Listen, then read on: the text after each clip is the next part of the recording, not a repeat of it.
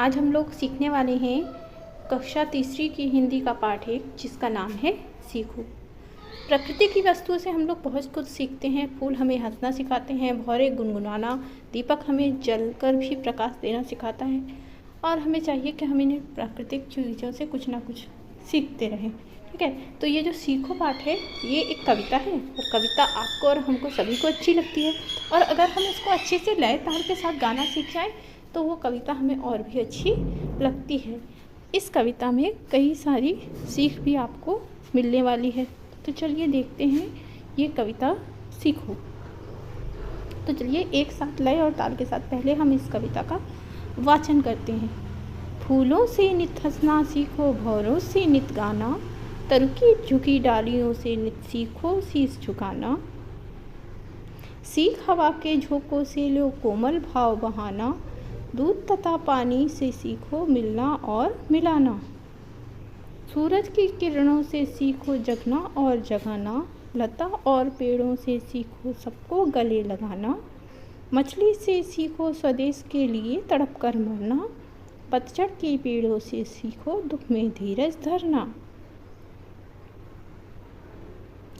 दीपक से सीखो जितना हो सके अंधेरा हरना, पृथ्वी से सीखो प्राणी की सच्ची सेवा करना। जलधारा से सीखो आगे जीवन पथ में बढ़ना, और धुएं से सीखो हरदम ऊंचे ही पर चढ़ना। अच्छी कविता है ना? लेकिन इस कविता में बहुत सारे अर्थ छुपे हुए हैं। यहाँ देखो, इस कविता का नाम सीखो क्यों रखा गया है? क्योंकि इस कविता की हर पंक्ति से हम कुछ अच्छी चीज़ सीख सकते हैं। तो चलिए देखते हैं इस कविता के अर्थ को जानकर कि कविता हमको क्या सिखाना चाहती है। सबसे पहले देखो, फूलों से नित हंसना सीखो, भौरों से नित गाना। आप नन्हे मुन्ने बच्चे फूलों की तरीके से अगर रोज़ हंसते रहते हैं तो आपके मम्मी पापा, आपके परिवार वाले सब कैसे रहते हैं? हमेशा खुश रहते हैं और हंसते हुए लोग तो सभी को अच्छे लगते हैं। तो हमको हमेशा कैसा करना चाहिए? हंसते मुस्कुराते रहना चाहिए और भौरों से नित गाना अर्थात मतलब हंसते गाते रहना चाहिए। ठीक है। तरु की झुकी डालियों से नित सीखो शीश झुकाना। ठीक है, यहाँ पर शीश झुकाने का अर्थ है हमको कभी भी लड़ाई झगड़ा नहीं करना चाहिए। देखो, पेड़ जो होता है, जिस पेड़ पर बहुत सारे फल लगे रहते हैं वह पेड़ कैसा रहता है? झुका हुआ रहता है, विनम्र हो जाता है। विनम्रता अर्थात शीश को झुकाना। शीश यानी क्या होता है? सर होता है। ठीक है, ये आपकी पेंसिल वाली शीश नहीं है।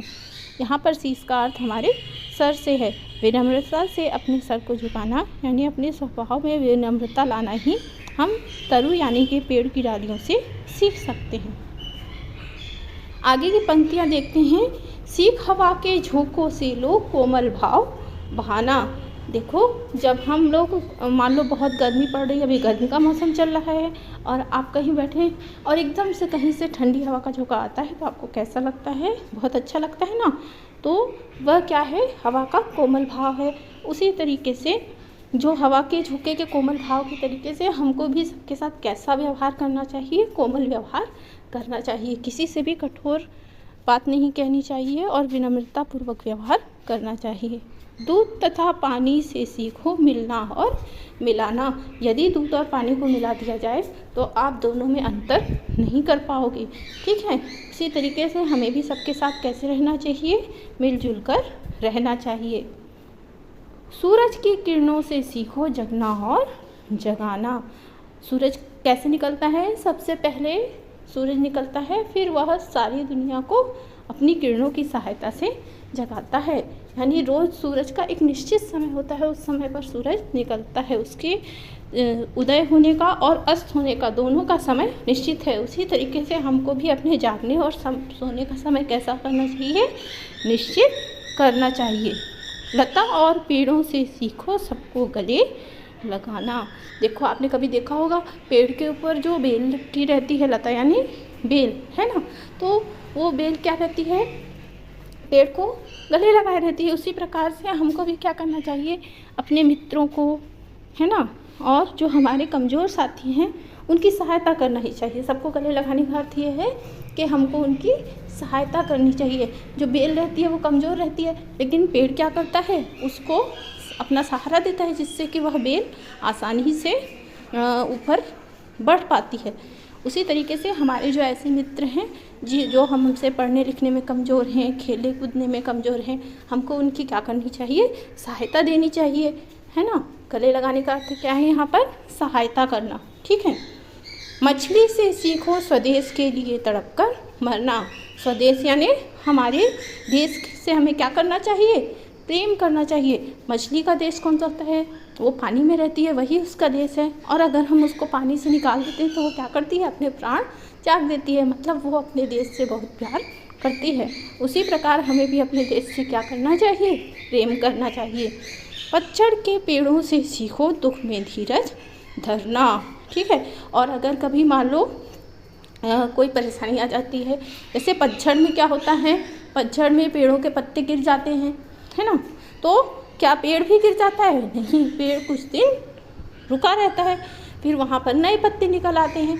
उसी प्रकार से मान लीजिए कभी ऐसा हो जाता है कि तबीयत खराब होने की वजह से या अन्य किसी कारण से आप अपनी पढ़ाई में या खेल में किसी भी चीज़ में अच्छा प्रदर्शन नहीं कर पाते हैं, तो हमको एकदम उदास नहीं हो जाना चाहिए और फिर से मेहनत करनी चाहिए, धीरज रखना चाहिए। और फिर धीरे से हम क्या होते हैं, पुनः अपनी कक्षा में, अपने घर में, खेल कूद में, सब में अच्छा प्रदर्शन करके वापस से अपने आप को अच्छा बना सकते हैं, है ना।